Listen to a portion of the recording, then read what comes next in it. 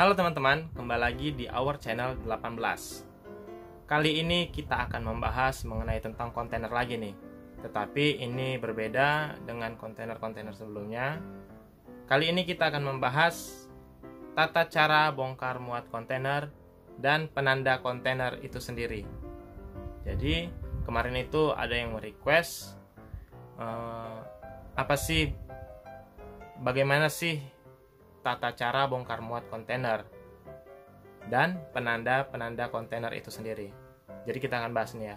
Kalau dibilang tata cara bongkar muat, sama dengan apa saja yang perlu kita perhatikan sebelum kontainer itu dimuat dari dermaga ke atas kapal dan dibongkar dari kapal ke dermaga, ya kan? Begitu juga dengan penanda-penanda kontainer nanti. Oke, langsung saja kita membahasnya. Yang pertama yang harus diperhatikan itu tidak ada lubang atau robek di permukaan luar kontainer. Karena mau aja nih dari luar pelabuhan dibawa ke Seaway, itu kontainer masih baik-baik saja, tetapi sewaktu ingin memuat kontainer itu, mungkin ada kejadian entah kesenggol dikit kontainernya, itu menyebabkan robek dan koyak, jadi kontainer ini gagal dimuat teman-teman ya.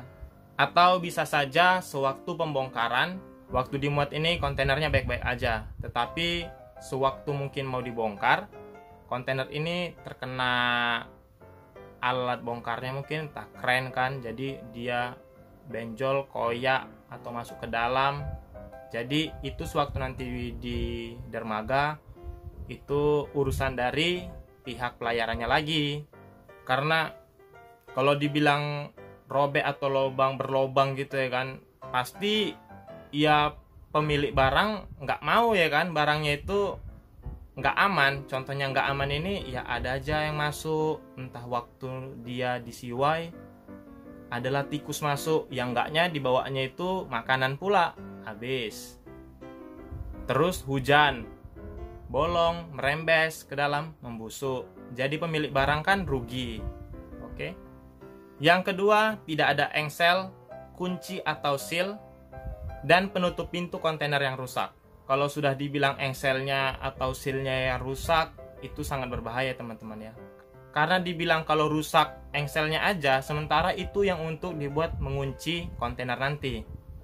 Kalau dibilang sealnya yang rusak, bisa jadi sewaktu di jalan, sewaktu kontainer ini di jalan menuju pelabuhan, itu ya ada aja bajing loncat ya kan, pakai gunting besi itu dia ngapain silnya pecah, ya bongkar. Dan yang sering kejadian ini di Seaway sih teman-teman ya, di container yard itu seal itu sering sih ada yang hilang karena pencurian. Itu sering didapati seal itu rusak dan kontainer itu sudah dalam keadaan terbuka. So pasti itu sudah jadi pencurian. Dan itu kembali lagi ke pihak pelayarannya dan kontainer gagal dimuat. Tetapi berbeda jika yang dimuat ini empty container. Udah pasti ya kan, empty container, kontainernya itu dalam keadaan kosong, mau terbuka atau mau engselnya terbuka juga, itu udah biasa. Mana tahu orang di dalam sedang beristirahat atau apalah. Ya pokoknya kalau dia empty container, kalau keadaan pintunya sedang terbuka, ditutup lagi, di engsel lagi, ditutup dengan rapi, ya bisa jadi dimuat. Yang ketiga, masih ada label atau stiker di luar peti kemas yang masih menyatakan keadaan muatan sebelumnya. Jadi yang sering kita jumpai mungkin stiker-stiker atau label yang dimaksud di sini milik Bea Cukai, yaitu muatannya impor. Jadi muatan ini berasal dari luar, lalu dilabelin dari Bea Cukai. Dia semacam stiker gitu, ya bentuk lambang dari Bea Cukai, ada pasal-pasalnya juga, jangan sampai rusak. Kalau dirusak kena denda. Dan dari perjalanan sampai ke tempat penerima nanti itu tidak boleh rusak. Mengapa? Karena kan ada gitu mungkin razia muatan atau apa. Jadi kalau polisi yang ingin menilang muatan ini tidak bisa karena sudah dicek oleh Bea Cukai. Jadi untuk penggunaan kontainer selanjutnya, muatan baru dan pemilik barang yang baru, itu label harus dihilangkan, bisa jadi dilepas atau bagaimana lah. Jadi kontainer itu bisa melakukan kegiatan muat dari dermaga ke kapal. Yang keempat, ada pengatur suhu reefer kontainer. Jadi pengaturan suhu ini sangat mempengaruhi muatan yang ada di dalam kontainer ini ya teman-teman. Jadi dia harus sesuai dengan pengaturan pengangkutan muatan. Jadi kalau misalnya muatannya daging, sudah ada aturannya teman-teman. Pengukuran suhunya harus sekian. Dan kalau misalnya sayur, pengukuran suhunya harus sekian. Jadi muatan yang ada di dalam itu akan aman sampai ke tangan penerima kontainer nanti. Kalau suhunya tidak sesuai dengan pengaturan jenis muatannya, bisa jadi muatan yang ada di dalam kontainer itu membusuk, ya kan? Yang kelima, kontainer yang ingin dimuat jangan sampai salah masuk ke dalam palka, karena akan berdampak besar sewaktu pembongkaran nanti. Contohnya nih ya, kontainer 40 feet yang seharusnya berada di palka 14 dengan tujuan pelabuhan Surabaya, dia salah masuk palka menjadi ke dalam palka nomor 18 yang tujuannya itu pembongkarannya di Tanjung Priok. Jadi yang aturannya dibongkar di Surabaya, dia harus dikeluarkan terlebih dahulu di Tanjung Priok, lalu dimuat kembali di dalam palka yang seharusnya.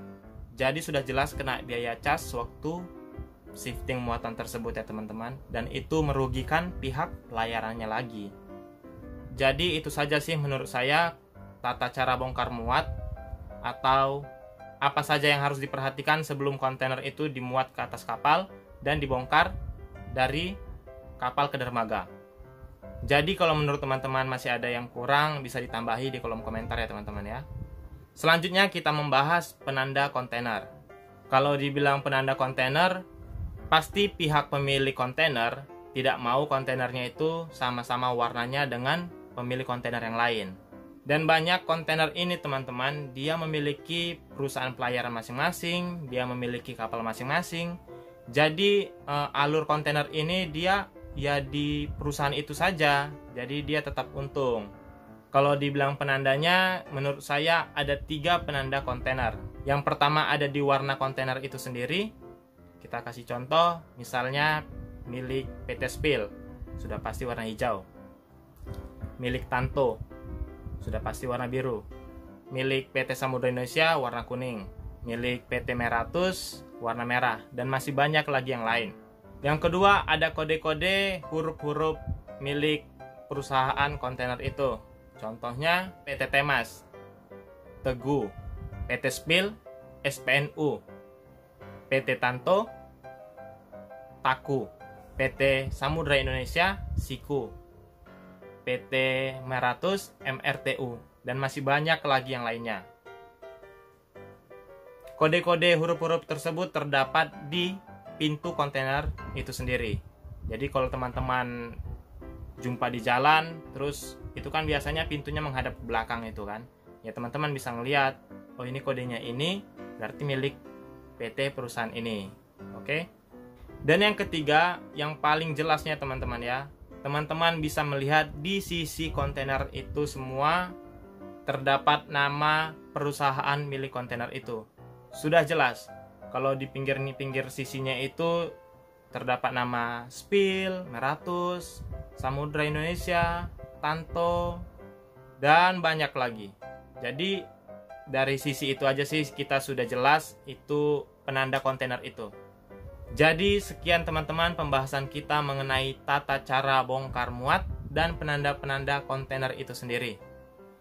Saya harap teman-teman bisa memencet tombol like-nya, komen apa saja yang ingin saya bahas lagi, dan share juga kepada teman-teman yang lain supaya teman-teman yang lain juga mengerti bagaimana tata cara bongkar muat kontainer dan penanda-penanda kontainer itu sendiri.